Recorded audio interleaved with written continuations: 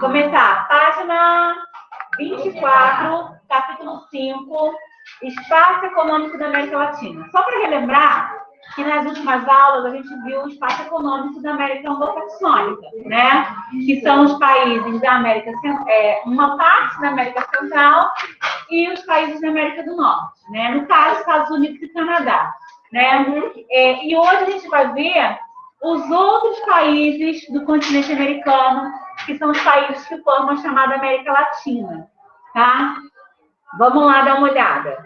Bom, para a gente poder tentar entender, vamos dar uma olhada nesse gráfico da página 25, que mostra a economia da América Latina em números.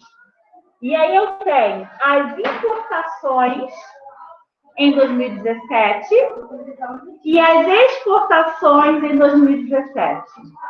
De acordo com esse gráfico, gente, o que a gente tem aí com relação às importações? Quem é que mais importa produtos da América Latina? Estados Unidos. Estados Unidos. E quem é que mais exporta para a América Latina? Estados Unidos. Então, nós temos os Estados Unidos como maior importador e maior exportador de produtos para a América Latina. Então, significa que nós, da América Latina, compramos muito dos Estados Unidos e também vendemos muito para eles. Tudo bem? E dentro desse gráfico... Oi? É igual. Sim. E dentro desse gráfico, qual é o país que menos importa para a América Latina? Os países baixos. Quer dizer, Japão? Nós temos, eu acho que é a Coreia do Sul com 3,7, né? Então, a Coreia do Sul é a região que menos importa para a América Latina. E qual é a região que nós menos importamos? São os Países Baixos, né? Com 2,4. Oi, Gustavo. Qual página? Página 25. É o verdezinho.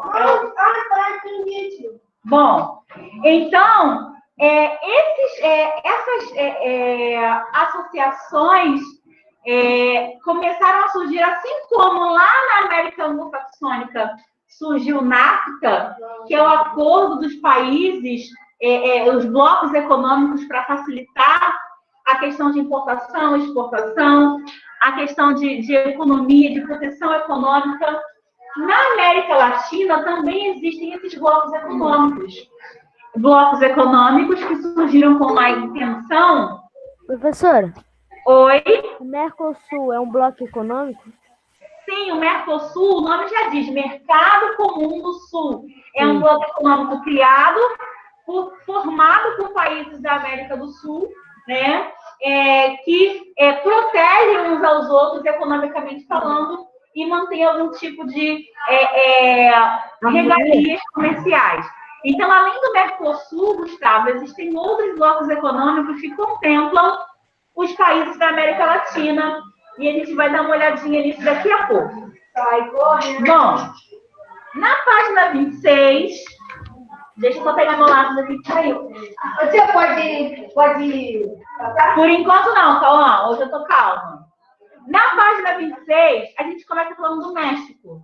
É o primeiro país da América Latina que a gente fala a respeito do espaço econômico. E aí a gente pula um pouquinho lá para a parte de baixo, que fala da organização do espaço econômico mexicano.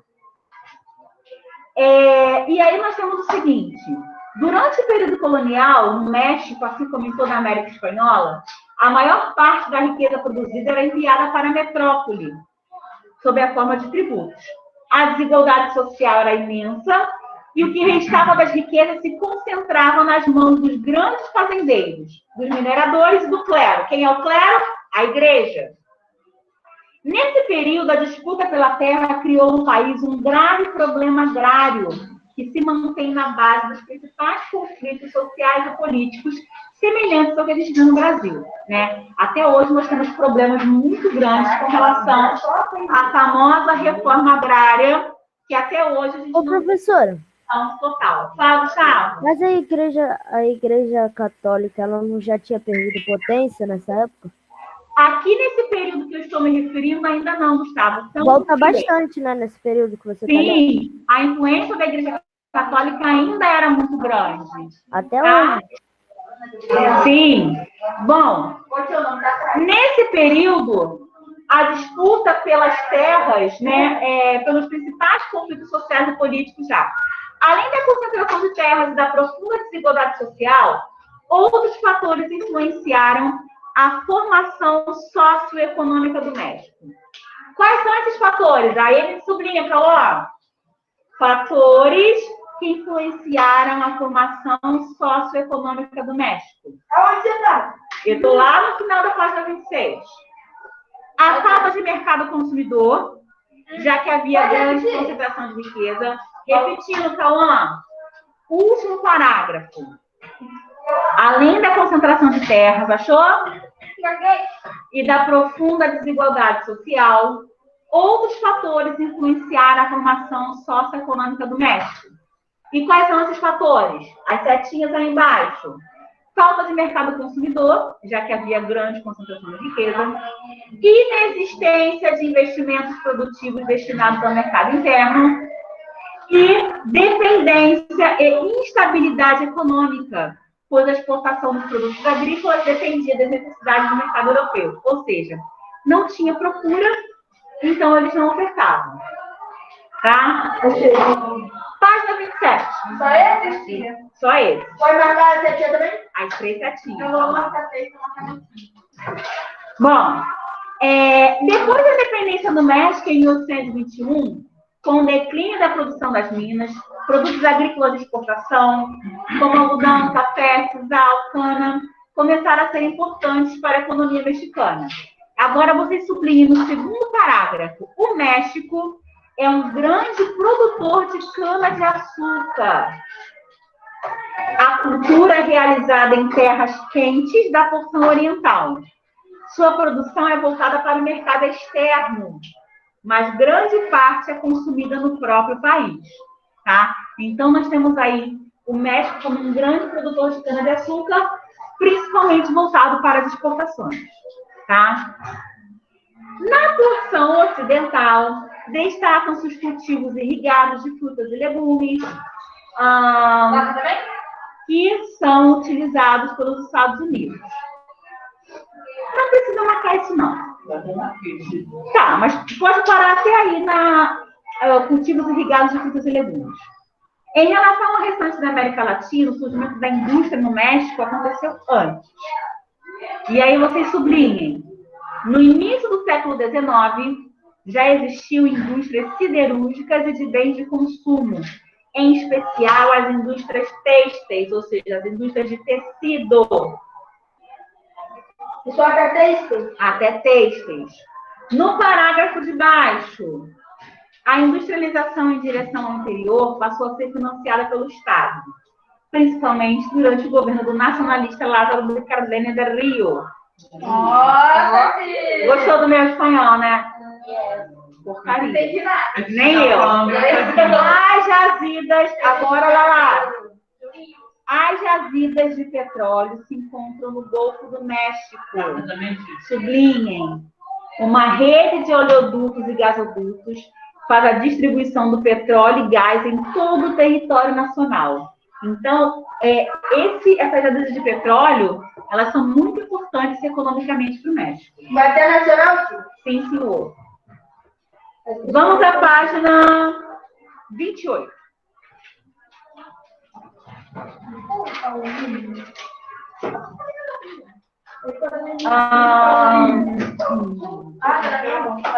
Vamos lá. Sublinhem. Assim como no Brasil, as multinacionais são responsáveis em grande parte pela industrialização do México.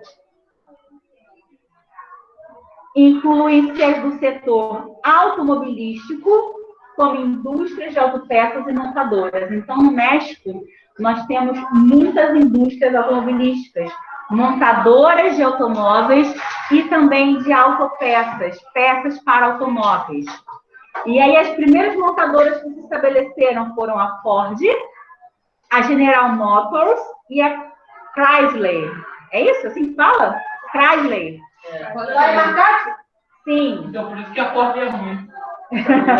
Bom, na década de 80, no segundo parágrafo tem lá o nome das montadoras. Ford, General Motors e Chrysler.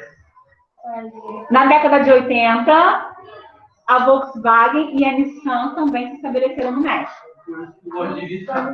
Então, nós temos aí muitas montadoras de automóveis se estabelecendo no México, né?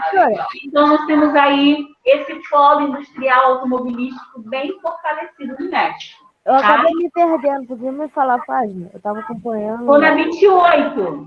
Ah, tá bom. Segundo parágrafo. É os abusos. Bom, agora no terceiro parágrafo, sublinha assim, ó. Para aproveitar a infraestrutura já existente, além da aglutinação da mão de obra e do mercado consumidor, as multinacionais se instalaram principalmente na cidade do México, onde se concentra o maior parque industrial do país. Então, a cidade do México é onde nós temos o maior parque industrial do México. No início da década de 90, não, por enquanto não. Grandes empresas estavam localizadas na próxima cidade do México, no setor secundário. Então, a gente tem aí um crescimento da economia do México através da industrialização. Bom, o que são indústrias maquiladoras?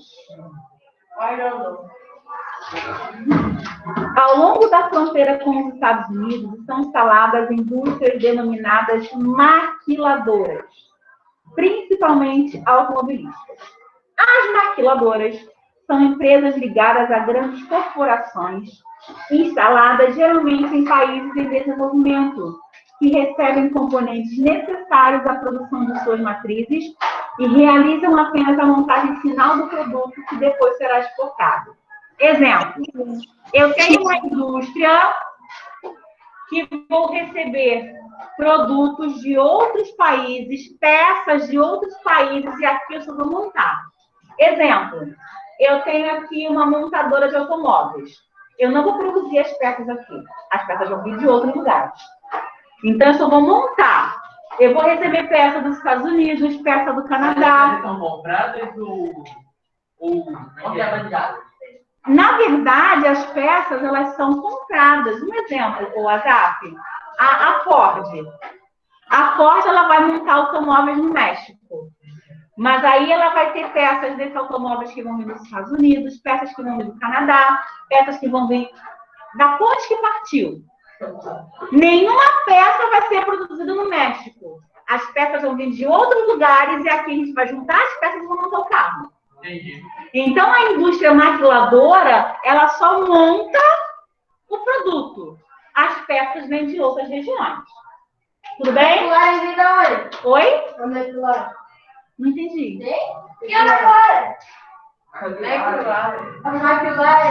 A McLaren, se eu não me engano, não tenho certeza, mas eu acho que ela é italiana, não é? Eu não tenho É certeza. italiano. E montadoras de automóveis... E a Lamborghini? Ah, a McLaren. Oi, peraí um pouquinho. A Lamborghini é da Espanha. Peraí, gente, só um minuto que eu não tô conseguindo ver aqui. Fala aí. Eu só perguntei a página que você tá, porque eu me perdi. Tô na 28. Obrigada. A Lamborghini é da Espanha. Ah, a Lamborghini é da Espanha, ó. Gustavo respondeu aqui. Obrigada, Gustavo. Bom, então, gente, presta atenção. As indústrias maquiladoras, prestem atenção, apresentam etapas de produção e exportação diretamente integradas às dos Estados Unidos. Cadê tu? Tô aqui. As características, estou no segundo parágrafo das indústrias maquiladoras. Algumas características e formas de relação desse tipo de empresa são: no México, são instaladas indústrias de montagens com empregados jovens, pouco qualificados e ganhando salários baixos. Por que essa característica, gente? Como o campo de emprego é muito difícil e eles precisam de mão de obra, o que eles fazem? Eu ofereço um emprego para você que não tem qualificação, é jovem, para te pagar um valor muito abaixo do mercado. Eu vou lucrar com isso, porque eu vou ter um trabalhador ganhando menos, e você vai lucrar porque você vai ter um emprego. O jovem, que na maior parte das vezes não tem experiência, aceita ganhar menos para ter a experiência do primeiro emprego. Isso é muito comum. Mais do que a gente gostaria que fosse. Né? Fala, Zap. Sinceramente, Fica quieto. trabalhar para ganhar uns dólares, 100 reais por dia, por semana, por mês. Então, Zap, o que acontece? A maior parte, presta atenção, a maior parte das empresas hoje, elas sempre querem contratar profissionais com experiência. Só que se você não tiver a primeira experiência, alguém que te dê a oportunidade de ter a primeira experiência, você não vai conseguir arrumar um emprego depois.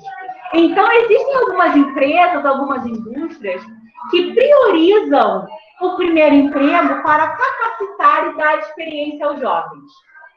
Porém, eles utilizam dessa necessidade do jovem ter a sua primeira experiência para poder abaixar o custo do salário deles. E aí, exatamente. E aí, o que acontece? O jovem precisa dessa primeira experiência e acaba se sujeitando a trabalhar por um valor mais barato do que deveria. Oi? Eu disse caramba. Pois é, isso é muito comum, não só aqui no Brasil, como em diversas partes do mundo. Assim como nós estudamos algumas semanas atrás, que algumas indústrias contratavam mulheres e crianças porque era mais barato do que pagar homens. Então, na visão deles, esse tipo de incentivo, que na visão deles é um incentivo para o jovem do primeiro emprego, mas de uma certa forma é um tipo de exploração da mão de obra do jovem, né? Eles acham que é um incentivo, porque eles estão proporcionando ao jovem a oportunidade do primeiro emprego. Né? Cada um tem uma visão bem diferente do que acontece. Bom,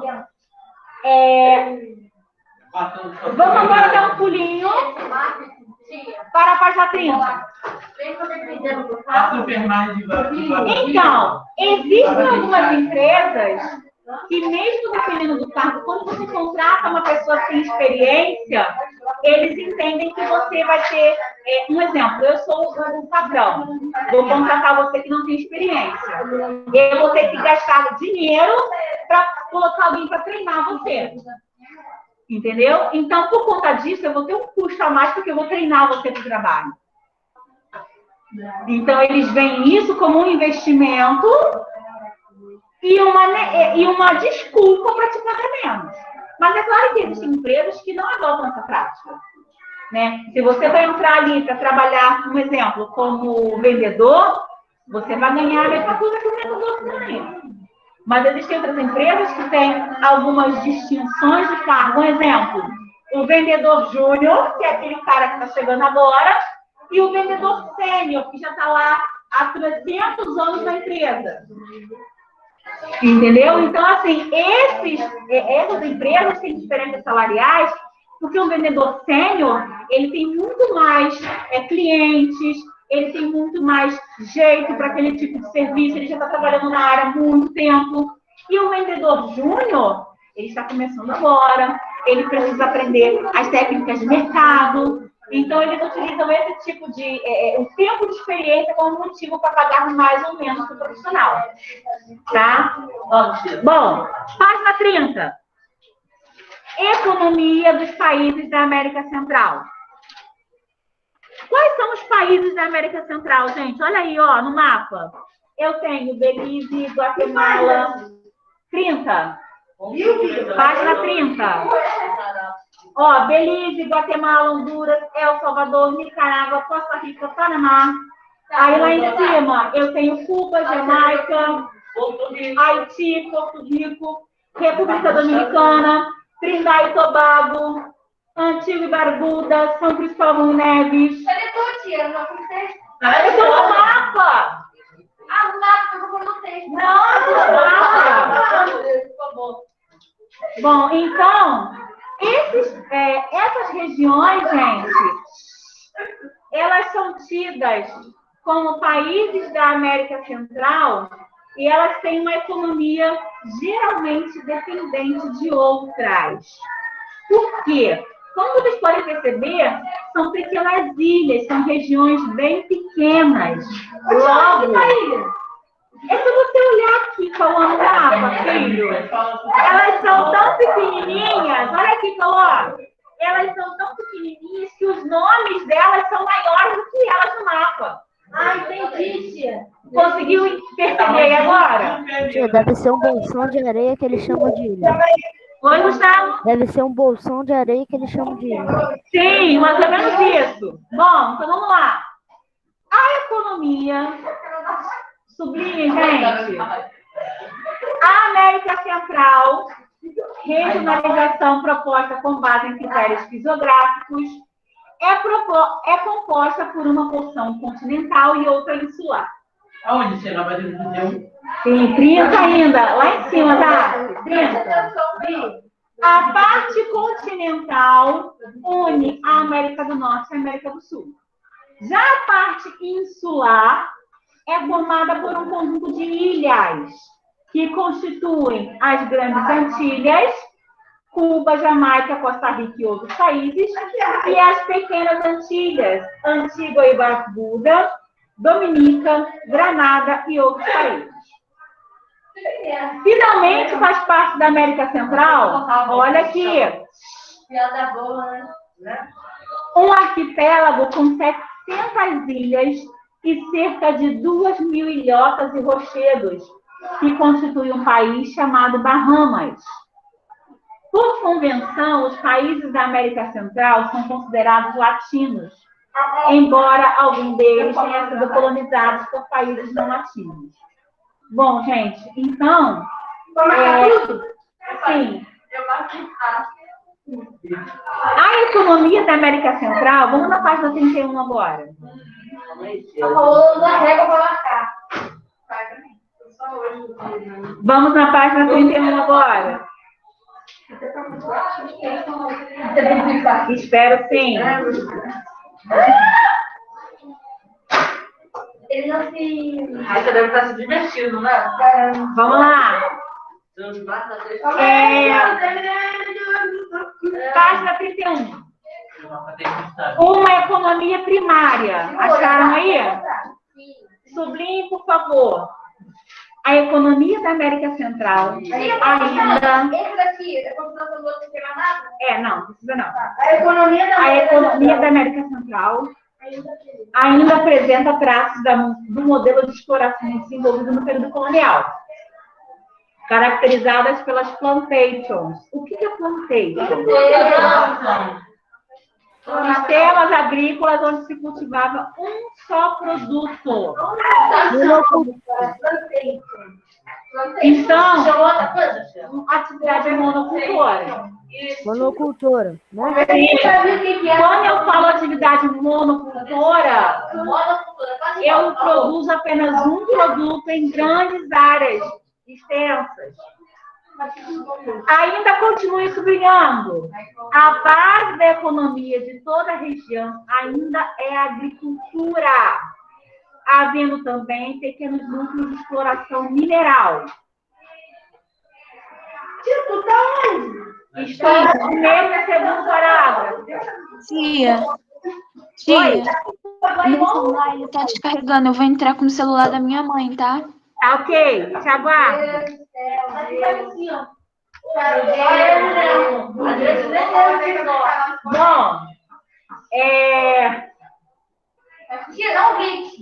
Bom, vamos na página 32, falando de Cuba. É remédio controlado.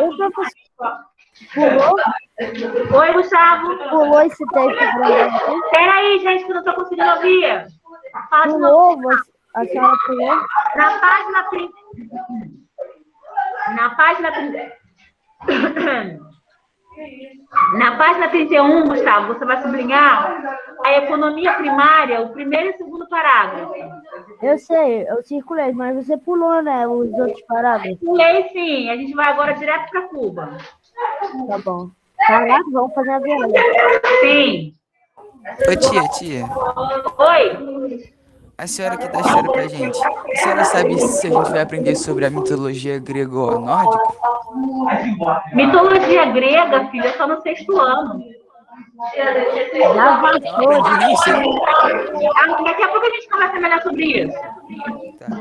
Bom, vamos lá. Eu jurava também que eu não aprendi. Cuba. Presta atenção. Presta atenção! A gente sabe. Presta atenção. A gente sabe que Cuba era uma colônia espanhola e que, com o auxílio dos Estados Unidos, conseguiu sua independência. Porém, por conta de alguns acordos políticos, a economia de Cuba ficou durante muitos anos atrelada à economia norte-americana, por conta de alguns tratados que os Estados Unidos forçou Cuba a assinar por conta do apoio dos Estados Unidos na guerra de independência contra os espanhóis. Então, a gente tem aqui no primeiro parágrafo, não sublinha ainda, tá, gente? A independência de Cuba foi conseguida com o apoio dos Estados Unidos, né? Como eu falei para vocês. Após esse acontecimento, os Estados Unidos passaram a exercer grande influência econômica e militar na ilha, chegando a possuir cerca de 75% da terra arável. Em 1952, Fulgêncio Batista assumiu o poder com um golpe de Estado, apoiado pelos Estados Unidos, e instalou um governo ditatorial. Esse contexto, aliado às grandes desigualdades socioeconômicas, incentivou uma revolução popular. Em 1959, Fidel Castro, líder da revolução, conquistou o poder e instaurou um governo de caráter socialista, apoiado pela União Soviética. Então, nós temos Cuba, um país socialista, desde a época da Guerra Fria. Por isso que eles brigam direto. Sim, nós temos Cuba rompendo laços amistosos com os Estados Unidos depois da guerra da Revolução Cubana. Então, quando no ato da Revolução Cubana nós temos esse desacordo, rompendo os laços de amizade entre os Estados Unidos e Cuba, Cuba começou a organizar o seu espaço econômico de maneira voltada e influenciada pelo socialismo, influenciados pela União Soviética, tá? Então, sublinhem, por favor. Isso aí de um lado do outro. Sim. Então, a União Soviética naquela época era conquistada. Exatamente. Na 32. Bom, Professora, organização do espaço econômico. a Lamborghini é italiana mesmo. Aham. As primeiras medidas, sublinhem. As primeiras 32, organização do espaço econômico. A conta perdida, hein? As primeiras medidas tomadas por Fidel Castro foram a reforma agrária, que rompeu com o histórico de domínio dos latifundiários sobre a maioria da população e a nacionalização das empresas estrangeiras, a maior parte delas pertencia aos Estados Unidos. Sim. Pulem o segundo. No terceiro parágrafo tem assim. O quê? Prestem atenção. Com o fim da Guerra Fria e o ingresso de quase todos os países socialistas para a economia de mercado, Cuba passou a enfrentar uma grave crise econômica. Sublinhem isso. Cauã, já que não Pega um caderno, tia. Hoje tá todo Afinal, após a Revolução, a ilha deixou de fazer parte do mercado internacional. Seu isolamento foi agravado ainda pelo embargo econômico imposto pelos Estados Unidos em 62. Para pressionar outros países a fazer o mesmo, os Estados Unidos previram sanções a empresas estrangeiras que não tivessem negócios com Cuba. Ou seja, quando Cuba rompeu os laços com os Estados Unidos meio que ameaçou outros países a cortar relações econômicas caso eles não tivessem relações econômicas com Cuba. Então, assim, ele meio que não vai fazer comércio comigo, não vai fazer com mais ninguém. Não quer deixar eu intervir nesse, né? E aí isso acabou gerando uma série de conflitos em Cuba. Vamos lá agora, ó. Pular para o quarto. Desde 2004, a estratégia principal de Cuba para enfrentar as dificuldades tem sido investir, sublinho isso, né, isso é importante, na especialização de seus principais produtos de exportação: açúcar, níquel e tabaco, visando aumentar sua competitividade no mercado internacional. Então, gente, a principal estratégia de Cuba para tentar se vender é se especializar e aperfeiçoar a exportação dos seus produtos: açúcar, níquel e tabaco. Quem falou comigo, Gustavo? Já que a Cuba era socialista, ela não entrou no mercado porque ela era crise, por causa do país com preconceito. Espera só um pouquinho, Gustavo. Gente, eu não estou conseguindo ouvir o colega, aí fica difícil, né? Fala, Gustavo. Ela perguntando porque a Cuba entrou, né, no mercado financeiro. Por que ela já entrou em crise? Na verdade, gente, por favor. Na verdade, Cuba ainda se mantém meio isolada economicamente, porque Cuba ainda é tido como um país socialista. Eles abriram o mercado, porém, ainda tem alguns traços de socialismo na economia cubana. Aí acaba sofrendo represália até do Brasil. Exatamente. Bom, vamos lá. No último parágrafo, sublinhe, por favor. Canadá tem sido um valioso parceiro comercial de Cuba. É mentira! Além de contribuir para o turismo cubano, enviando milhares de turistas que levam divisas ao país caribenho. Com a reação diplomática dos Estados Unidos em 2015, o embargo foi amenizado, mas as relações se deterioraram novamente no início do governo Donald Trump. Pelo que eu andei lendo das últimas vezes, o atual presidente dos Estados Unidos, o Biden, né? Ele já está tentando novamente relações amistosas com Cuba. Por quê? A relação está estremecida. Porque esse presidente, ele é e aí, no governo do Obama, né, eles conseguiram, depois de muitos anos, restabelecer alguns laços de amizade com Cuba. E aí, quando Donald Trump entrou, a situação meio que retrocedeu muito. E agora, com o Biden, eles estão voltando a conversar e tentar novas relações amistosas. Bom, vamos agora à página 33. Falar da importância econômica da América do Sul. Vamos lá.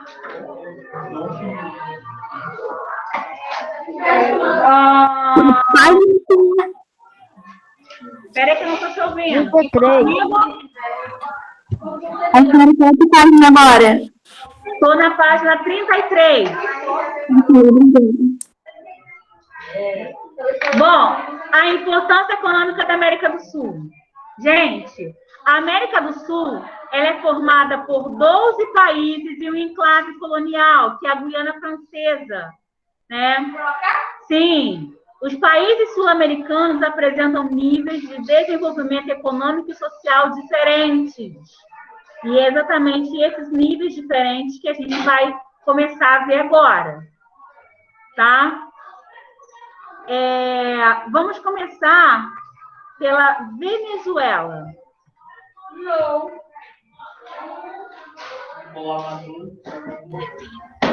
A Venezuela está numa situação muito complicada, né? Como sempre. Bom, então sublinha aí, ó. Até o início do século XX, a Venezuela manteve sua tradição colonial de país agroexportador. Os principais produtos exportados eram café e cacau. E aí, no segundo parágrafo, tem assim: com o início da exploração do petróleo, a economia da Venezuela passou por um profundo processo de modernização e diversificação, com importantes investimentos públicos no setor industrial e de infraestrutura, principalmente urbana.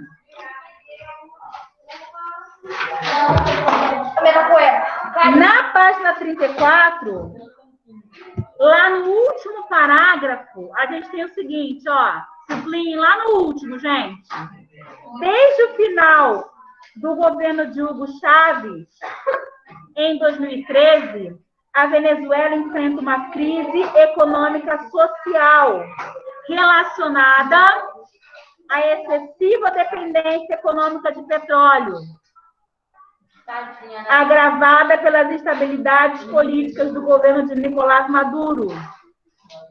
Então, gente, a situação econômica na Venezuela ainda está crítica até hoje. Professora, A situação está muito ruim. Tanto que tem muitos venezuelanos que estão migrando para diversas regiões da América, né? Tem muitos vindo para o Brasil, né? Pois é. Bom, então, olha só. A gente vai encerrar aqui na Venezuela e na semana que vem a gente vai continuar falando sobre a economia dos países da América Nicolás Maduro continua sendo o ditador lá da Venezuela? Presidente? Sim.